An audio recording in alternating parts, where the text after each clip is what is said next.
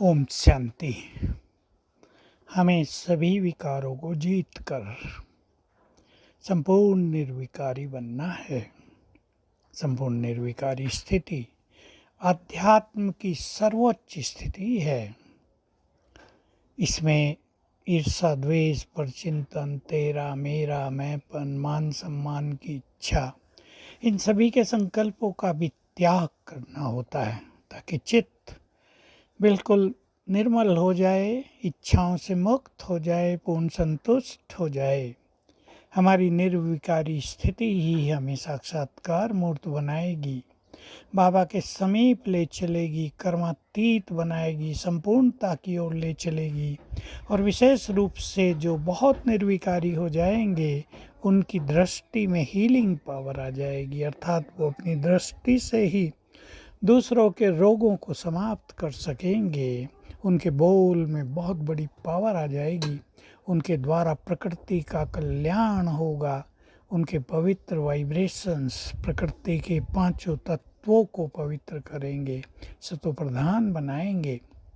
और विनाश काल में प्रकृति उन्हें संपूर्ण मदद करेगी। इतना ही नहीं, प्रकृति उनके आदेश का भी पालन करेगी। तो पवित्रता बहुत ही सुंदर स्थिति है। सुंदर शब्द भी इसके लिए छोटा पड़ता है।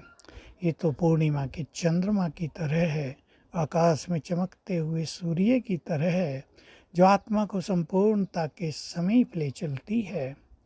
तो आओ हम सभी दृढ़ संकल्प करें कि नए वर्ष में हमें काम जीत बनना है, संपूर्ण पवित्रता का सुख प्राप्त करना है।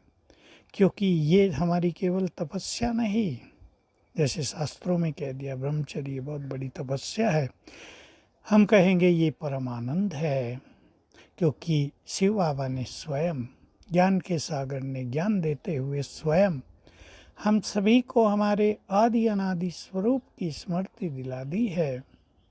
जो आज तक मानते आते थे कि संपूर्ण पवित्र बनना तो कठिन ही नहीं, असंभव भी है, उसको संभव बना दिया है और बता दिया तुम संपूर्ण निर्विकारी देवता थे। कितने जन्म तुमने निर्विकारी स्थिति में व्यतीत किए हैं, वो तो तुम्हारा स्वयं का स्वरूप है। तुम्हें केवल उसकी स्मृति में रहना है, तुम्हें कहीं से कुछ भी लाना नहीं है। तुम हो ही संपूर्ण पवित्र आत्माएं।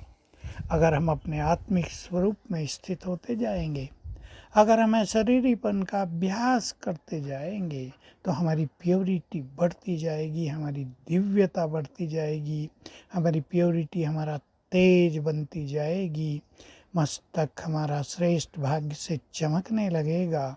शरीरीपन के अभ्यास से कर्मेंद्रियां शीतल हो जाती हैं। बस उसमें केवल फील करना मैं आत्मा हूँ, इस देह से न्यारी। थोड़ी देर के लिए बिल्कुल डिटैच फील करेंगे, दोनों अलग हैं, मैं आत्मा अलग और ये शरीर अलग। मैंने इसका आधार लिया है, मैंने इसमें प्रवेश किया है। तो कर्मेंद्रियां शिथिल और शीतल होती जाएंगी। उनके अंदर जो विकारों की तपन है वो शांत होती जाएगी। और कर्मेंद्रियां शीतल होने से दैहिक आकर्षण समाप्त होंगे। जो व्यर्थ संकल्प बहुत जाते हैं इधर उधर, चाहे आँखों के देखने से, चाहे कानों के सुनने से, चाहे और किसी एक्ट से, जीभ से, चाहे मुख के द्वारा, जो भी व्यर्थ संकल्प चलते हैं। मुख से हम कड़वा बोल देते हैं, फिर कड़वे बोल सुनने पड़ते हैं, तो व्यर्थ संकल्प चलते हैं। मन भी बहुत व्यर्थ में भागता है, उस सब से हम मुक्त हो जाएंगे।